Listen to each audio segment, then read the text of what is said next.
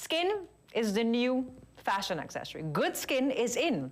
And I described her as the new it girl of skincare. Dr. Rachael Eckel joins us on set, but she's a very special guest with her this morning. Dr. Zein is an international world-renowned specialist in relation to not just taking care of yourself, but he is known as a skin guru, and he's here in Trinidad and Tobago, and they're having this fashion gala, this entire event, and I keep calling it a fashion gala because if you attend Rachael's clinic, it's almost like a fashion show, really. Good morning, thank you for joining us. Good morning, thank you for having me. Rachael, my first question, introduce Dr. Obagi to Trinidad and Tobago. Really, this is about allowing Trinidadian women and men to embrace the concept of good skin. You have now followed this line as a profession. It's now your passion. How did your paths cross, and why did you bring him to Trinidad? So Dr. Obagi is the most famous dermatologist over the last 35 years in the field of dermatology and skincare. 35 years ago, he transformed the landscape of skincare. Everybody was talking about moisturizers and putting cells to sleep, and he basically gave us the roadmap to achieve beautiful, healthy, flawless skin. His name is synonymous with results. And when I first heard about Dr. Obagi about 4 or 5 years ago, I knew that coming back to the Caribbean, it's a really difficult climate. You've got a lot of sun, you've got a lot of humidity, a lot of oil gland disorders like acne and rosacea. And I knew that if I was going to come home and get the skin right, I had to train with the best. I had to train with the master of treating ethnic skin. And this is him. Hema, his before and after images from the 1980s are better than most doctors today. And I wanted to go to Beverly Hills to learn what he knew about treating ethnic skin. And here he is today. I should have a drum roll. Dr. Obagi, you know, Rachael talks about ethnic skin and Caribbean women and our climate. What is the most difficult thing that we face as Caribbean women in terms of our skincare regime? Two things. First, if you don't know how to take care of your skin in a proper way, that's important to correct that and approach skin as a living organ and take care of it on a daily basis like you take care of your health.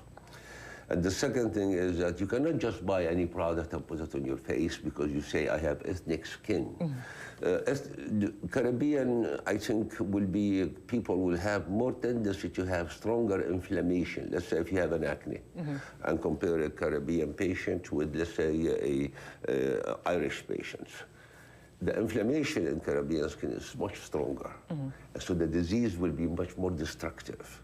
So, however, if we can eliminate the weakness of the skin itself here in the Caribbean islands, then the skin will respond in a proper way.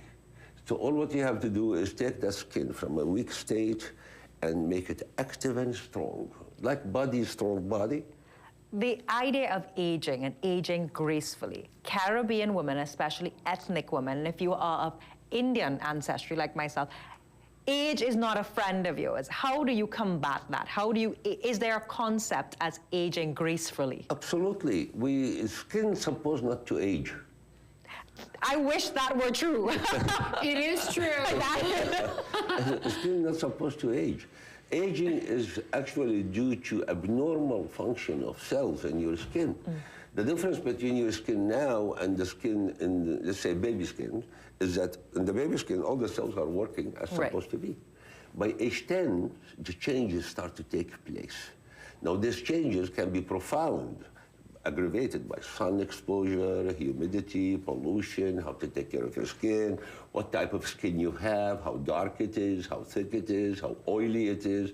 So all these factors have to be addressed. Unfortunately, proper skin care require knowing your skin type and also knowing what your skin needs at any given age. If we can keep those cells working properly, you will not age.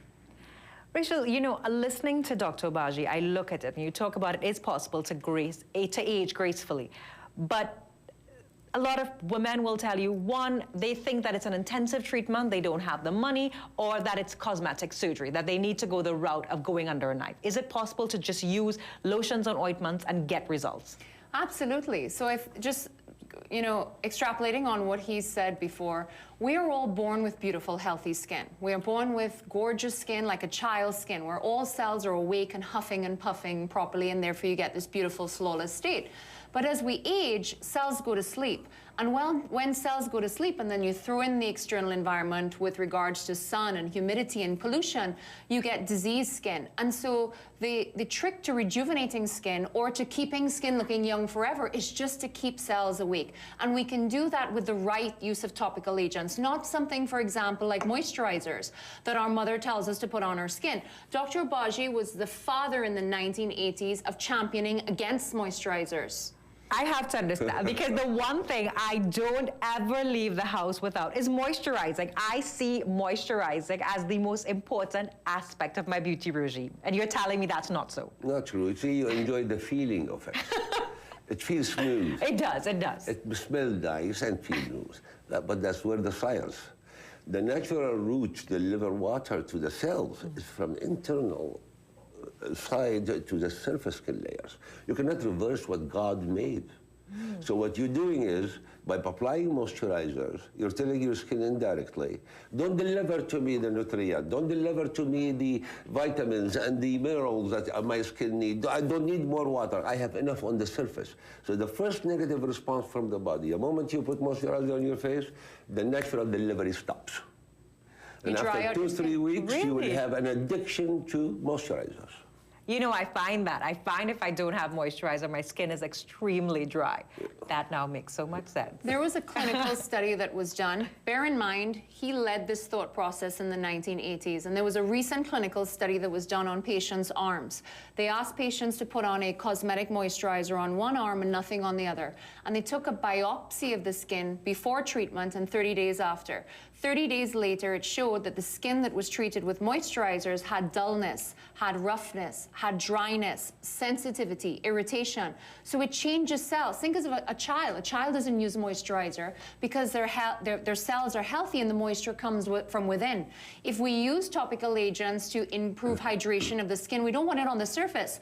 We want things that penetrate into cells, activate cellular function, and improve water deeper down in the skin reservoir. Rachael, can you get someone's skin to be as flawless as it would be with or without makeup? Absolutely. Is that possible? Oh, yeah. Really? Absolutely. I do not. I cannot, and I would be honest. I mean, let's do the challenge. I will, if I put you on a program of activation and stimulation, within 6 to 8 weeks, I will let you be able to compare a picture, your picture, with makeup and without makeup. See, makeup is designed to highlight certain features of the face. Highlight the eyes, or highlight the lips, or narrow the nose a little bit by artistic shadowing or something. But however, now putting makeup has become to hide the flaws. Yeah, that's what I use. And that's the problem. We are suffocating skin. We are closing the pores. We are actually not enabling skin to renew itself. And that's the problem. Rachael, I know that you have Dr. Obagi in Trinidad for a very special event. Let's tell the audience why, what are we having that's taking place? Sure. So my clinic, the Skin Health Institute, this month is its 1-year anniversary since we launched, and we've had a wonderful uptake from the beautiful people of Trinidad and Tobago, which we are so thankful for. And I wanted to bring Dr. Obagi to Trinidad to celebrate our 1-year anniversary and our success, and also let the people of Trinidad see why I'm so passionate about skincare and see who I learned it all from. Now, we have some before and after photos that are on the screen right now. And I mean, I visited Rachael's clinic. When I saw some of the photos, even I could not believe. And these are not retouched photos. These are just raw, unedited photos of before and after. Dr. Obagi, what do you want to say to the women and men of Trinidad and Tobago? Because you are right. Makeup now has become a norm where we use it to hide everything. We don't fix the problem. What do you want to say to men and women? I will say that it's never late to take care of your skin.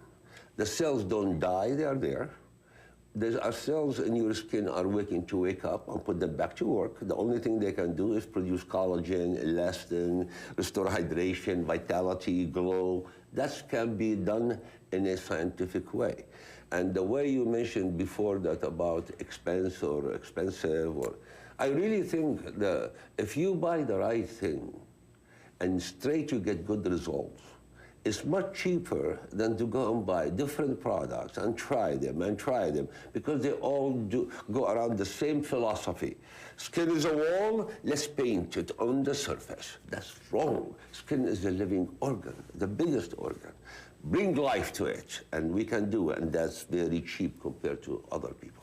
That actually does make more economic sense. Good skin is in, and Risha, congratulations. And Risha has a huge fan following. I keep telling her that she's probably the it girl now ever and getting an appointment, but definitely call and I'll get you a consultation, because sometimes it is just about feeling good. And if you have a problem, you have an issue, fix it. Sometimes you just have to make an investment in yourself to make sure that you put your best face forward, because good skin is in. We'll take a short break. When we come back, we'll have more for you. Thank you.